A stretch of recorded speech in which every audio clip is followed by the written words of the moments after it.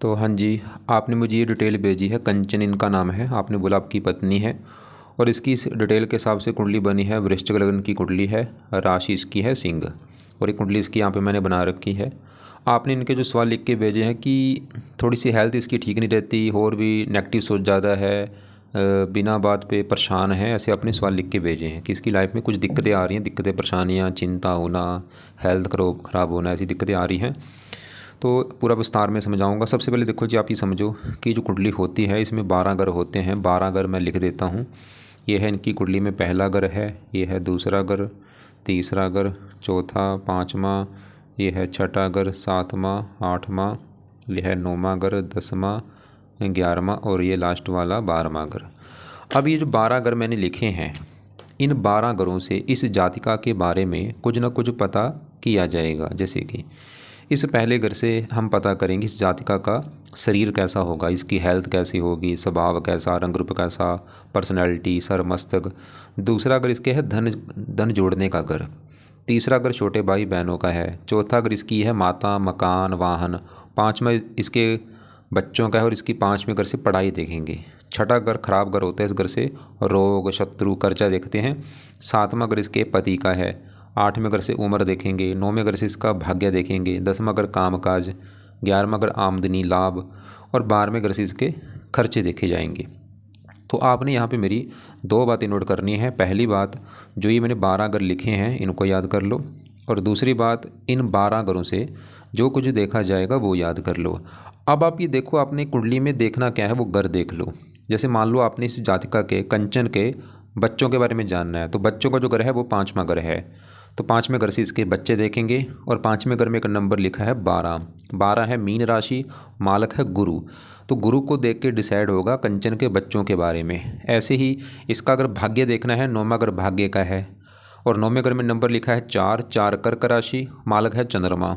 चंद्रमा को देख के इसका भाग्य देखा जाएगा। तो आपको मेरा कहने का मतलब समझ आ चुका होगा कि जो भी कुछ देखना है वो घर देखना है और घर का मालक देखा जाता है। अब यहाँ पे सवाल है कि इसकी कुंडली है कैसी। इसकी कुंडली में देखो जी, ग्रह अच्छे भी हैं और ग्रह खराब भी हैं। और कुछ ग्रह ऐसे हैं जो रला मिला फल देंगे। जैसे यहाँ पे बुध है जो है, ये रले मिले फल देगा, अच्छे बुरे फल दोनों। शुक्र भी रले मिले फल देगा। गुरु बहुत अच्छा है बड़े लेवल पे, चंद्रमा अच्छा है। अब होगा क्या, जो ग्रह इसके अच्छे हैं वो, जैसे गुरु अच्छा है, गुरु इसको हमेशा अच्छे फल देगा, बचपन से लेके इसके बुढ़ापे तक अच्छे फल देगा ये गुरु। लेकिन गुरु की जब कभी दशा चलेगी, अच्छे फल कई गुना बढ़ जाएंगे। और ऐसी जो ग्रह खराब है वो हमेशा खराब फल देंगे, लेकिन दशा उनकी में उनका खराब फल बढ़ जाएगा। तो आज इसके ऊपर इन ग्रहों में से जो दशा है वो है, आपको दशा जैसे आपने लिखी भी भेजी है, आपको पता भी है। देखो जी, ये जो 9 ग्रह हैं, ये अपना मैंने अभी बोला कि, जैसे मैंने अभी क्या बोला था, इनका जो असर है आज भी इसके ऊपर सभी ग्रहों का है। मैं दोबारा बोलता हूँ, जो कंचन है इसके ऊपर आज भी 9 ग्रहों का असर आज भी है। मतलब आज भी इसके ऊपर केतु का असर है, शनि का असर है, मंगल, सभी ग्रहों का आज भी असर है। लेकिन ज़्यादा असर किसका है? राहु ग्रह का, क्योंकि राहु की चली हुई है इसके ऊपर बड़ी महादशा। 9 में चली है दशा, 27 में जाके ख़त्म होगी। असर जैसे मान लो इसके ऊपर आज भी मंगल का असर है इतना, शनि का असर इतना है, आज भी सभी ग्रहों को इतना असर है। लेकिन राहु का असर कितना है? इतना ज़्यादा। तो आपको मेरी बात समझ आ चुकी है, असर सभी ग्रहों का है, बस राहु का असर कई गुना ज़्यादा है। और दूसरा नंबर है इसके ऊपर चंद्रमा का, जिसकी है छोटी अंतरदशा। 12वां महीना 24 में चली है, पिछले 7-8 महीने हो चुके हैं। और ये छठा महीना 26 अगले साल में ख़त्म होगी। और एक इसके ऊपर आज जो असर है वो है ढेया का। ढेया देखो जी, 2 प्रकार की होती है, चतुर्डेया और एक होती है अष्टम डेया। और इसके ऊपर चली हुई है अष्टम डेया। और अष्टम डेया बहुत ज़्यादा दिक्कतें पैदा करती जब भी आती है। और ये अभी पिछले 3 महीने हुए हैं चली को। ये 2.5 साल की होती है डेया। जैसे मैंने बोला चतुर्डेया भी होती है तो दोनों ही खराब, चतुर्डेया चाहे वो अष्टम डेया, लेकिन ज़्यादा बुरे फल देती है अष्टम डेया। जब भी भाई, मैंने हज़ारों कुंडलियाँ देखी, जब भी आती है काफ़ी लाइफ में दिक्कतें आनी शुरू हो जाती हैं। दिक्कतें, परेशानियाँ, रुकावटें, अगर आप चाहे नोट कर भी लेना, ये पिछले 3 महीने हो चुके हैं। 29 मार्च में चली है इसके ऊपर। तो 29 मार्च के बाद इसको दिक्कतें, परेशानी लाइफ में आ रही होंगी कंचन के। वो दिक्कतें कुछ भी हो सकती हैं, चाहे हेल्थ ख़राब लगा लो या और भी मानसिक चिंता, दिक्कतें, परेशानियाँ। खासकर अष्टम डेया को कि पहले कर से 8 में, ये इसमें हेल्थ ज़्यादा ख़राब होती है वैसे। अब एक तो देखो जी, अष्टम डेया जो है वो शनि की है। एक तो इसको शनि के कम से कम 2 उपाय करने पड़ेंगे ताकि अष्टम डेया का बुरा फल इसको ना मिले। अब वो 2 उपाय क्या हैं? पहला उपाय है ये जातिका शनि, क्योंकि अष्टम डेया है शनि की, तो शनि के मंदिर जाना शुरू करे, कम से कम शनिवार को जरूर जाना है और वहाँ पे जाके प्रार्थना करे कि हे शनि देवता जी, आपके मैं मंदिर इसलिए आई हूँ क्योंकि आपकी चल रही मेरे ऊपर अष्टम दया, मैं चाहती हूँ आपका बुरा फल प्लीज़ मुझे ना मिले, मुझे अच्छे फल दो आप। दूसरा है ये जातिका शनि चालीसा का जो पाठ है ये रात को पढ़ना है या इसको सुना करे। वैसे तो कई उपाय हैं, लेकिन क्योंकि अभी मैंने आपको और भी कुछ उपाय बताने, फिलहाल चलो ये 2 उपाय कर ले। मंदिर तो शनिवार को जाना है और शनि चालीसा का जो पाठ मैंने बोला है ये रोजाना पढ़ना है या इसको सुना करे रात के समय। अब आगे बढ़ते हैं क्योंकि इसके ऊपर देखो जी, आज मैंने जैसे बोला आज सबसे ज़्यादा इसके ऊपर असर है राहु का। अब राहु की बात करेंगे वो इसका कैसा है। अब राहु इसका बैठा है यहाँ पे इस घर में 7वें घर में। अब पहले समझो 7वां घर किसका, 7वें घर से वैसे देखो जी सभी घरों से वैसे तो हज़ारों चीज़ें देखते हैं, जैसे 7वें घर से हज़ारों चीज़ें जो हम देखते हैं, लेकिन मेन 7वें घर से इसका पति देखा जाएगा। पति कैसा होगा, 7वां घर। 7वां घर दिल्ली की इनकम का भी होता है, पार्टनरशिप के साझेदार के कामों का भी घर है अगर ये पार्टनरशिप में काम करती है, और भी काफ़ी चीज़ें हैं।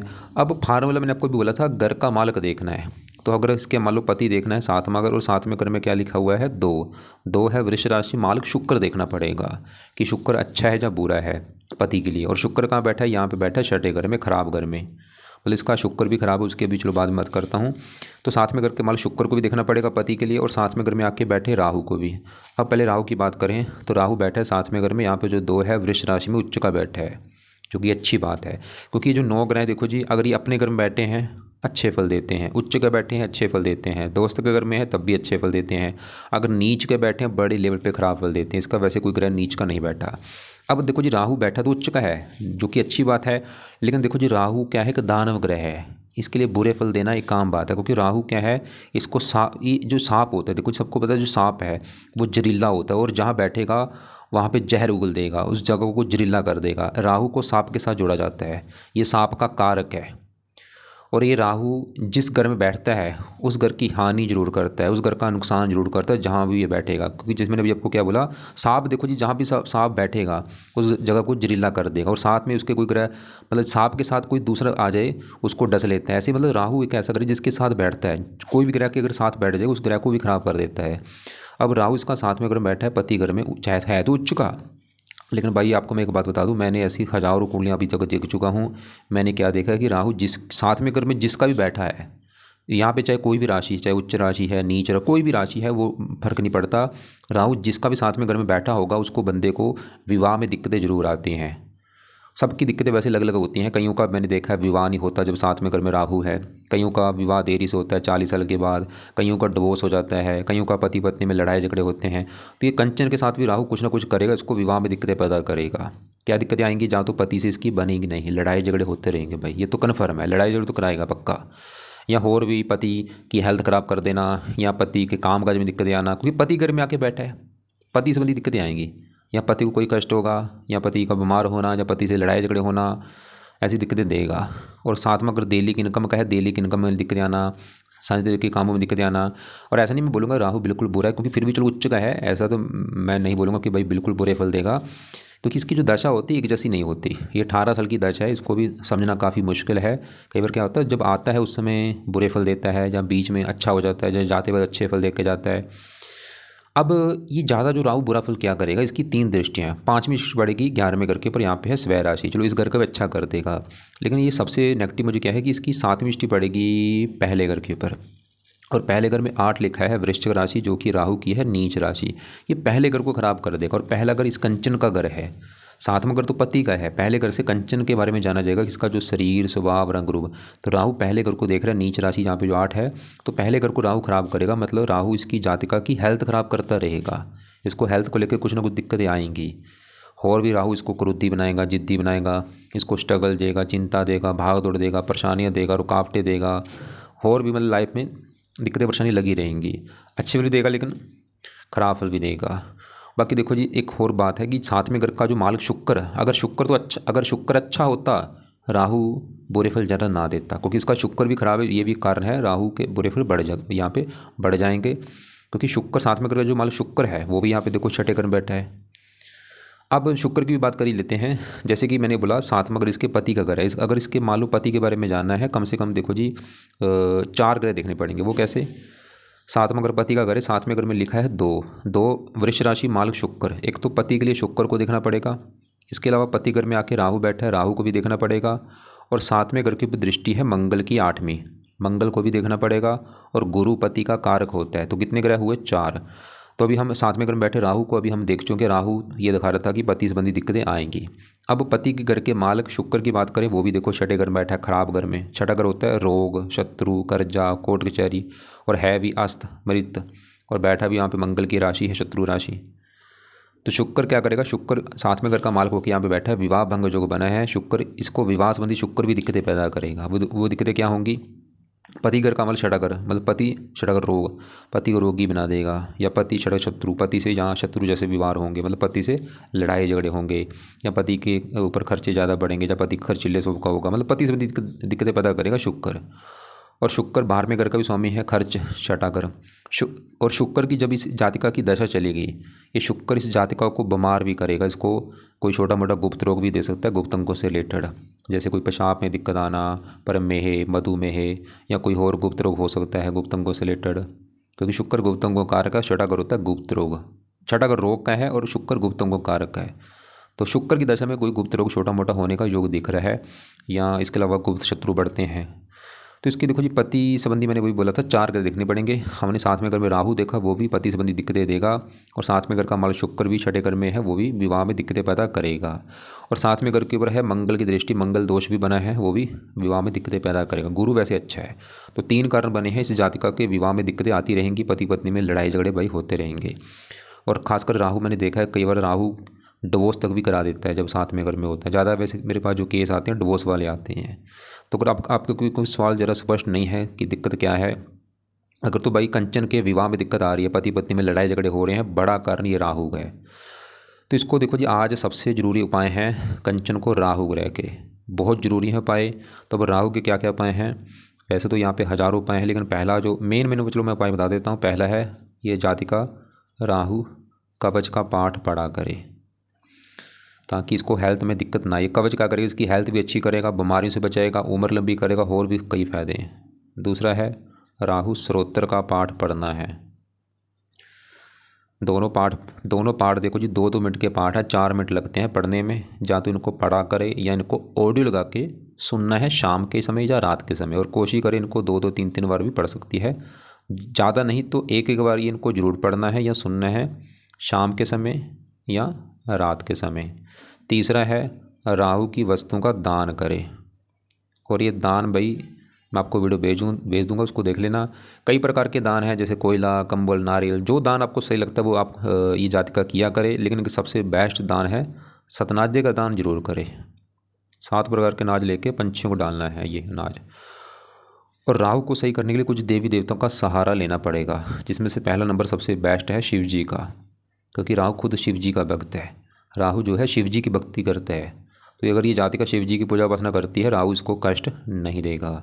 या हनुमान जी की पूजा उपासना कर ले, उससे भी राहु अच्छा होता है, या दुर्गा जी की कर ले, या माता सरस्वती जी। तो इनमें से किसी न किसी देवी देवता की ये पूजा उपासना जरूर करें। पूजा उपासना में करना क्या, जैसे शिव जी की बात करूँ, हो सके तो शिव जी के रोजाना मंदिर जाना शुरू करे, या शिव जी का कोई ना कोई पाठ पढ़ा करे। शिव चालीसा को भी पढ़ लिया, कभी शिव तांडव स्रोत पढ़ लिया, कभी ओम नमः शिवाय जाप कर लिया। ऐसे हनुमान जी के जो पाठ है वो पढ़ ले, हनुमान चालीसा, कभी संकट मोचन पढ़ लिया, कभी बजरंग बन पढ़ लिया, कभी अंगार स्रोत पढ़ लिया, या हनुमान जी का मंदिर जाना है, दुर्गा चालीसा पढ़ लिया। यहाँ पे मैं फोर्स नहीं करूँगा कि सभी के करने हैं, मतलब जिसकी इसको अच्छी लगती है पूजा उपासना जरूर करे, चाहे वो शिव जी है, हनुमान जी है, दुर्गा जी है, माता सरस्वती जी है। और शनि से भी राहु अच्छा होता है, अगर ये शनि की जो मैंने उपाय लिखे हैं वो करती, उससे भी राहु अच्छा होगा। नीले कपड़े कम यूज़ करें। ये तो ही राहु की बात। अभी अब आगे बढ़ते हैं। अभी देखो जी, इसके हमने क्या देखा कि इसके ऊपर आज बड़ी दशा है राहु की, और छोटी दशा इसकी चंद्रमा की, उसके भी बात करेंगे। और पहले शुक्र की बात हम कर चुके हैं, और एक डेया चल रही, वो भी मैंने बोला दिक्कतें लाइफ में देती है जब भी आती है। अब देखो जी, इसकी एक राहु की दशा के बाद 27 में, क्योंकि चलो अभी दशा खत्म हो जाएगी, 2 साल की दशा पड़ी है बस। पिछले देखो कितने साल हो चुके हैं, और 2 साल में दशा खत्म हो जाएगी। और 2 साल के बाद इसकी जो दशा आगे बड़ी आने वाली है वो है गुरु ग्रह की। तो सवाल है कि गुरु की जो दशा आएगी वो समा कैसा है, तो इसका भाई गोल्ड समा शुरू होगा, अच्छा समा शुरू होगा गुरु की दशा में, बहुत अच्छी जाएगी दशा। और मैं फिर बोलूँगा आज भी गुरु का असर है, ऐसा नहीं कि आज गुरु का असर नहीं है, आज इतना है, थोड़ा सा असर दे रहा है भाई गुरु, लेकिन दशा में असर ये जो है 100 गुना बढ़ जाएगा। गुरु के अच्छे फल बढ़ जाएंगे गुरु की दशा में, और उस समय राहु का जो असर बुरा वो अभी कम हो जाएगा राहु की दशा के बाद। अब गुरु की बात कर ही लेते हैं, क्या अच्छे फल देगा। गुरु जहाँ बैठा है दूसरा घर है, और दूसरा घर है इसके धन का घर है। ये जातिका के धन के बारे में दूसरे घर से देखेंगे। दूसरा घर परिवार का भी है, वाणी का भी है, और भी खाने पीने का इसके का। और फार्मूला है घर का मालक। देखो दूसरे घर में देखो क्या लिखा है, 9 है धनु राशि, मालक कौन होता है गुरु, और गुरु कहाँ बैठा है, इसी घर में बैठा है। तो गुरु इसका क्यों अच्छा है, क्योंकि ये इसी का घर है, अपने घर में बैठा है, हंस योग यहाँ पे बना है, और गुरु कई कारणों से अच्छा है। एक तो इसी घर का मालक है, और गुरु इस घर का कारक भी होता है। तो गुरु अच्छे फल क्या देगा, दूसरा घर धन का है, गुरु इसको धनी बनाएगा, महाधनी बनाएगा, धन की इसके पास कमी नहीं रहेगी, और गुरु की दशा में धन बहुत बढ़ाएगा इसकी लाइफ में। दूसरा अगर परिवार का है, परिवार का सुख बढ़ेगा, वाणी इसकी अच्छी हो जाएगी, मतलब इसका अभी अगर ये गुस्सा करती है, चिंता करती है भाई, इसका पूरा स्वभाव चेंज हो जाएगा गुरु की दशा में। इसकी बोल बनी अच्छी हो जाएगी, इसकी समझ बढ़ जाएगी, इसकी बुद्धि बढ़ जाएगी, ज्ञान बढ़ जाएगा, धार्मिक बातें ज़्यादा करेगी, भगवान पर विश्वास बढ़ जाएगा, पाठ पूजा ज़्यादा करेगी गुरु की दशा में।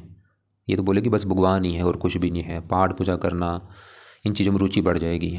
और गुरु एक और घर का मालक है इस 5वें घर का, क्योंकि 5वें घर में जो 12 लिखा है, मीन राशि मालक गुरु। 5वां घर इसकी पढ़ाई का है, बुद्धि का है, संतान का है। तो संतान के घर का मालक गुरु, इसको गुरु संतान का सुख अच्छा दे देगा, और इस गुरु की दशा में संतान का सुख बढ़ेगा। संतान धन के घर में बैठी, संतान होने के बाद भी धन आएगा, जहाँ संतान इसको धन देगी कमा के, जहाँ इसकी संतान धनी होगी। और भी गुरु पढ़ाई के लिए अच्छा है, बुद्धि के लिए अच्छा है। 3 दृष्टियाँ, 5वीं छठे घर के ऊपर, रोगों से बचाएगा, कर्जे से बचेगी, दुश्मनों से बचेगी। 7वीं 8वीं उम्र लंबी कर देगा गुरु। 9वीं 10वें घर के ऊपर काम काज में काम काज का सुख बढ़ेगा, सरकार मान प्रतिष्ठा, मतलब गुरु आज भी अच्छे फल दे रहा है, लेकिन दशा में अच्छे फल बढ़ जाएंगे। अब इसके आगे बढ़ते हैं। यहाँ पे देखो जी, इसके बात करते हैं। यहाँ पे पहले चंद्रमा की बात कर लेते हैं, जिसकी छोटी दशा चल रही कि ये कैसा है।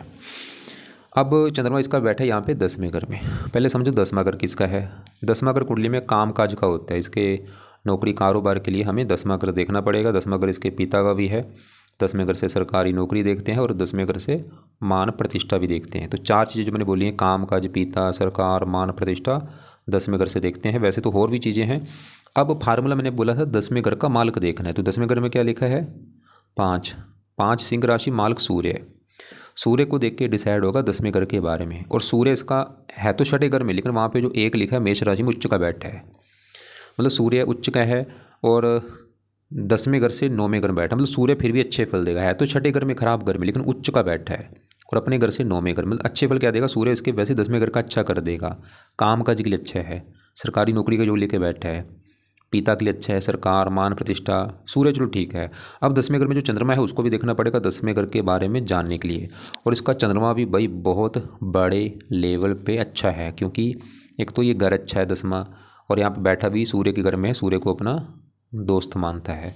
और चंद्रमा इस कुंडली में है भी योग कारक। योग कारक लग्नेश मंगल का मित्र है, और चंद्रमा इस 9वें घर का मालक है। चंद्रमा देखो जी क्या अच्छे फल देगा। 10वां घर जो है 10वें घर का अच्छा करता है। 10वां घर काम काज, इसको काम काज का सुख अच्छा दे देगा, पिता के लिए अच्छा है, सरकार मान प्रतिष्ठा। और चंद्रमा का अपना घर है ये 9वां घर। ये जो 9वां घर है, इस घर से इसका भाग्य देखा जाएगा। भाग्य के अलावा धर्म, तीर्थ यात्रा, विदेश यात्रा, ये चीज़ें 9वें घर से देखेंगे। और फार्मूला है घर का मालक देखना है। तो 9वें घर में देखो जी क्या लिखा है, 4 कर्क राशि, मालक कौन है, चंद्रमा। तो चंद्रमा को देख के डिसाइड होगा 9वें घर के बारे में। अब चंद्रमा की जो दशा है ये इसको भाग्यशाली, मतलब भाग्य उठ चला गया काम काज। भाग्यवंशी को काम काज को सुख अच्छा दे देगा, भाग्यवंशी, पिता का सुख अच्छा, सरकार मान प्रतिष्ठा अच्छी। लेकिन देखो जी यहाँ पे कोई बात और नोट कर लो, क्योंकि इसका चंद्रमा का असर इसके ऊपर आज कम है, 20% है। बड़ी दशा तो राहु की, उसका असर ज़्यादा है। तो अगर इसकी लाइफ में कोई दिक्कतें आ रही है, वो चंद्रमा कारण नहीं है भाई। चंद्रमा तो अच्छा है, वो तो फिर भी चलो इसको अच्छे फल दे ही रहा है, चाहे वो काम काज है, भाग्य है, पिता, सरकार, मान प्रतिष्ठा। लेकिन एक नेगेटिव बात भी, वो भी आपको मैं अभी बताता हूँ, वो क्या है वो समझो। आज ये देखो जी, इसके मैंने बोला था विवाह में दिक्कत आने के 3 कारण थे। एक तो पति घर में राहु बैठा है, पति के घर का माल शुक्र वो छठे घर में, और मंगल दोष बना है। एक होती है नवाश कुंडली। नवाश कुंडली को भी देखा जाता है विवाह के लिए। वो आपको मैं थोड़ा सा दिखा देता हूँ। जैसे आपने डिटेल भेजी कंचन, ये इसकी आई कुंडली, और ये है नवाश कुंडली। अब नवाश कुंडली में भी 7वां घर देखा जाता है पति के लिए। अब 7वें घर में देखो क्या लिखा है, 4 4 कर्क राशि माल कौन, चंद्रमा। अब वो कहाँ बैठा है, यहाँ पे बैठा है 11वें घर में। घर तो अच्छा, लेकिन यहाँ पे जो चंद्रमा जो 8 लिखा है वृश्चिक राशि में नीच का बैठा है।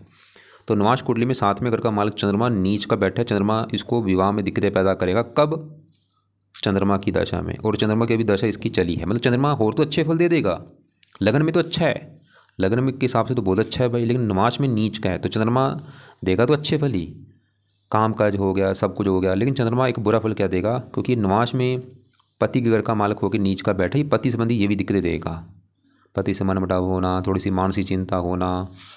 तो इसको भाई चंद्रमा के भी मैं आज बोलूँगा उपाय जरूर करें, क्योंकि नवाज के हिसाब से जो नीच का वहाँ पे वो अच्छा हो, और जो पति संबंधी कोई दिक्कत है वो ना हो, और इसको और भी जो मानसिक चिंता वो ना हो। अब चंद्रमा के उपाय जो हैं क्या हैं, पहला उपाय है ये जातिका चंद्रमा का मंत्र कर ले, चाहे 1 माला चाहे 2 माला, सुबह के टाइम। मंत्र है ओम सोम सोमाय नमः, और इसके 2 पाठ हैं, अगर ये पढ़ सकती है पढ़ ले, जो कि है चंद कवच का पाठ और एक है चंद स्रोत का पाठ। ये भी देखो जी 2-2 मिनट के पाठ हैं। तो एक है चंद्रमा के देवता हैं शिव जी, शिव जी की पूजा उपासना करनी है। अब आपको लगता है कि भाई इतने तो ये पाठ पूजा नहीं करेगी, इसको मंत्र जरूर बोल दो, मंत्र अगर कर सकती है अच्छी बात है। ओम सोम समय नमः 1 माला जरूर कर ले, पाठ अगर कर सकती है पढ़ ले चाहे सुन ले। अगर आपको लगता है कि नहीं भाई पाठ भी नहीं कर पाएगी, कोई बात नहीं, छोड़ दो, लेकिन शिव जी की पूजा उपासना कराओ इससे फिर, क्योंकि इससे राहु भी अच्छा होगा। तो शिव जी के लिए क्या करना है, कम से कम शिव जी का मंत्र जरूर जाए माथा टेकने, और अगर वो भी नहीं जा सकती तो घर पे अपना शिव जी का 5-10 मिनट बैठ के ओम नमः शिवाय वो जाप किया करे। अब आगे बढ़ते हैं। इसके देखो जी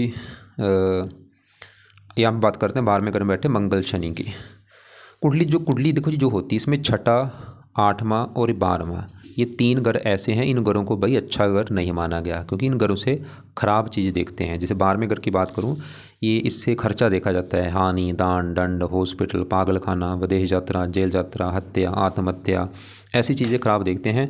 अब कुछ कंडीशनें होती हैं जब इन घरों में बैठे ग्रह अच्छे फल देते हैं।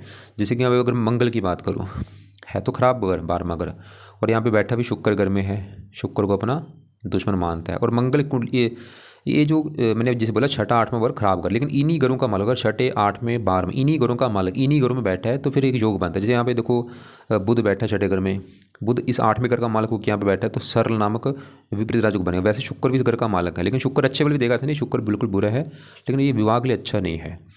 ऐसे जो मंगल है ये अच्छे फल भी देगा लेकिन बुरे फल भी देगा भाई, कारण क्योंकि एक तो ये घर अच्छा नहीं, और यहाँ पे शुक्र की राशि शत्रु राशि।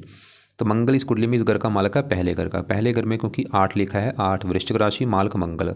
और पहला घर देखो जी कंचन का घर है, मतलब कंचन का जो शरीर, स्वभाव, रंग रूप, पर्सनैलिटी, सर मस्तक पहले घर से, और इसके लिए पहले घर में 8 लिखा है मालिक मंगल को भी देखना पड़ेगा, और पहले घर में केतु को भी, और पहले घर के ऊपर है राहु की दृष्टि। और राहु हम पहले देख चुके हैं, राहु तो पहले घर को कर रहा था खराब, कि हेल्थ खराब होगी, पर्सनैलिटी खराब होगी।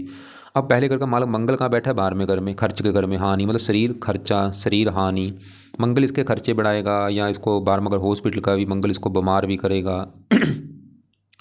मंगल इसको लग्नेश भी है, लगन दोष भी बनेगा, लाइफ में स्ट्रगल भी करना पड़ेगा। और यहाँ पे देखो एक मैं फिर बोल दूँ, मंगल की जो दशा जब आएगी, अभी छोटी दशा आएगी 6ठा महीना 26 के बाद, अगले साल 1 साल के लिए, तो उस समय मंगल की दशा में मंगल ज़्यादा एक्टिवेट हो जाएगा, उसमें खर्चे बढ़ेंगे, या हेल्थ खर्चे कहाँ पे बढ़ेंगे, जहाँ तो हेल्थ के ऊपर खर्चा बढ़ना। जब वैसे शुक्र की राशि है, खुद के ऐशोराम के ऊपर खर्चा बढ़ना, मतलब अपने मनोरंजनों के साधनों के ऊपर खर्चा करना, घूमने फिरने के ऊपर खर्चा बढ़ सकता है। और मंगल थोड़ा सा ये विदेश का घर है, कई बार ये घर से दूर जाने का भी योग बनाता है, जो इसकी जन्मभूमि है वहाँ से दूर भी जाना पड़ता है। वैसे और भी कई कारण इसके घर से दूर जाने, क्योंकि चौथे घर जो जन्मभूमि का, उस घर का मालिक भी शनि विदेश के घर बैठा है। बहुत ज़्यादा योग है इसकी जो जन्मभूमि है आपने लिख कर रख के भेजा है, बिलासपुर शायद लिख के भेजा है, तो बिलासपुर पे टिकेगी नहीं, उससे दूर जाएगी, और इसको फ़ायदा भी होगा, जितना ये दूर से जाएगी उतना इसकी किस्मत साथ देगी। 3 दृष्टियाँ चौथी यहाँ पे, इसको वैसे मंगल अच्छे फल कह देगा, इसको मेहनती सास ही बना देगा। साथ में यहाँ पे अपने घर के ऊपर ऐसा नहीं भाई, यहाँ पे ये मैं सोचने लगा मंगल बिल्कुल बुरा है, कई अच्छी चीज़ भी दे रहा है। और 8वीं पड़ेगी, 7वें घर के शत्रु राशि, मंगल दोष बनेगा, थोड़ा सा मंगल भी पति पत्नी में लड़ाई झगड़े कराएगा। अब यहाँ पे मंगल के जो पाठ है वो मैं बोलूँगा अभी तो रहने दे, क्योंकि दशा अभी आने में 1 साल पड़ा है। 1 साल के बाद ये दशा आएगी मंगल की, 6ठा महीना 26 के बाद, उसमें ये मंगल के जो पाठ है वो पढ़ने हैं। मंगल कवच, मंगल स्रोत ज़्यादा नहीं कर सकते, तो जहाँ हनुमान जी की पूजा उपासना से भी मंगल अच्छा होगा। तो यहाँ पे देखो जी हनुमान जी से मैंने पहले बोला था, हनुमान जी कई ग्रह अच्छे होंगे इसके, राहु क्या, शनि, मंगल। अब इसी घर में शनि बैठा है तो घर खराब, लेकिन शनि यहाँ पे उच्च का बैठा है, जो 7 लिखा है, तुला राशि में उच्च का बैठा है, जो कि अच्छी बात है। तो शनि फिर भी तकरीबन अच्छे फल देगा। तीसरे घर का मालक है शनि और चौथे घर का, चौथे घर में 11 लिखा है, कुंभ राशि मालक शनि। चौथा घर इसकी है माता मकान वाहन, तो माता मकान वाहन के लिए चौथा घर, और चौथे घर का मालक शनि उच्च का है और अपने घर से 9वें घर में है। और लेकिन है तो खर्च के घर में, माता मकान वाहन के ऊपर इसके खर्चे ज़्यादा होंगे, शनि दिखा रहा है। माता मकान वाहन भूमि ज़मीन जायदाद इनके ऊपर खर्चे ज़्यादा होंगे। वो खर्चे जहाँ तो हो सकता है फजूल के खर्चे हों, या वैसे मकान वाहन के लिए अपना ये ज़्यादा धन खर्च करे, और ख़ासकर ये ज़्यादा शनि की दशा में होगा। बाकी इसका देखो जी, हाँ पहले घर में जो केतु है वो उच्च का बैठा है। केतु कई प्रकार के अच्छे फल देगा इसको, मतलब कई चीज़ अच्छी देगा, लेकिन थोड़ा सा, क्योंकि राहु केतु जैसे मैंने बोला दानव ग्रह है, इनके लिए बुरा फल देने काम बात है। राहु सांप का सर है, केतु पूछल है, थोड़ा सा ये मानसिक चिंता भी देता है केतु, हेल्थ भी थोड़ी सी खराब करेगा अपनी दशा में। छठे घर में बुध है, 8वें घर का माल उम्र के लिए अच्छा है। तो एक बार मैं दोबारा रिपीट कर दूँ कि इसके लिए देखो जी, क्योंकि एक बात आप मेरी नोट कर लो, इसके ऊपर जिसकी भी दशा होगी उसके उपाय इससे जरूर करवाना। जैसा अभी तो बड़ी दशा राहु की, तो राहु की जब तक दशा तो राहु के तो उपाय करने हैं। छोटी दशा चंद्रमा की, इसके भी उपाय करने हैं। इसके बाद मंगल की दशा आएगी, फिर मंगल के उपाय करा लेना, और फिर उसके बाद आएगी बड़ी दशा गुरु की, फिर गुरु के उपाय शुरू करवा देना। तो एक दोबारा मैं रिपीट कर दूँ, एक तो क्योंकि इसकी चल रही डेया शनि की, और वो मैंने बोला वो अच्छी नहीं होती, जब भी आती दिक्कत दे देती है। तो अष्टम डेया के लिए इसको शनि मंदिर लेके जाओ, शनि चालीसा का पाठ रोजाना पढ़े या सुना करे रात के समय। और राहु की दशा है जब तक, तब तक राहु के जो उपाय मैंने बोले हैं, दोनों पाठ कवच स्रोत के पाठ पढ़ने हैं या सुनने हैं, चाहे हो सके 2-2 3-3 बार पढ़े, या एक बार इनको जरूर पढ़ना है या सुनना है, शाम को या रात को। और राहु का दान करे, दान की वीडियो भाई देख लेना क्या है, लेकिन सतनाज्य का दान जरूर करना है, ये बेस्ट है। और राहु के लिए जहाँ तो शिव जी या हनुमान जी या दुर्गा जी की पूजा उपासना करे, चाहे सभी की कर ले पूजा उपासना, ज़्यादा अच्छा होगा। और चंद्रमा की जब तक ये दशा 1 साल के लिए, चंद्रमा के चाहे तो चारों उपाय कर ले, चाहे चारों में कम से कम मंत्र जरूर कर ले। और बाकी देखो जी, शिव जी हनुमान जी से और भी कई अच्छे होंगे, क्योंकि शिव जी इसका चंद्रमा अच्छा हो रहा है, राहु अच्छा हो रहा है, हनुमान जी से राहु अच्छा होगा, मंगल दोष खत्म होगा। तो शिव जी हनुमान जी के ये मंत्र जाती रहे, इनके जो पाठ है वो पढ़ती रहे। और बाकी आगे चलो दशा अच्छी आएगी गुरु की, वो समय इसका काफ़ी अच्छा होगा। अभी दशा आने में 2 साल पड़े हैं, और अभी देखो 2-2.5 साल की डेया भी चली है अभी, अष्टम डेया। तो उम्मीद करता हूँ आपको जो मैंने समझाया समझ आ चुका होगा। जैसे आपने लिखा था, आपने बोला मोती धारण किया है, देखो जी मोती धारण करने से फायदे भी हैं, लेकिन क्योंकि निवास में नीच का है तो उसके, क्योंकि रत्न क्या करता है पावर को बढ़ाएगा, वहाँ पे इसके बुरे फल भी बढ़ जाएंगे। तो मैं तो बोलूँगा मोती धारण भाई मत कराओ। मोती धारण करने से फायदे भी मैं मानता हूँ होंगे, लेकिन बुरे फल भी बढ़ सकते हैं। बुरे फल जैसे कि निवास में नीच का है तो पति पत्नी में लड़ाई झगड़े बढ़ सकते हैं, तो मोती उतार के रखवा दो इसका।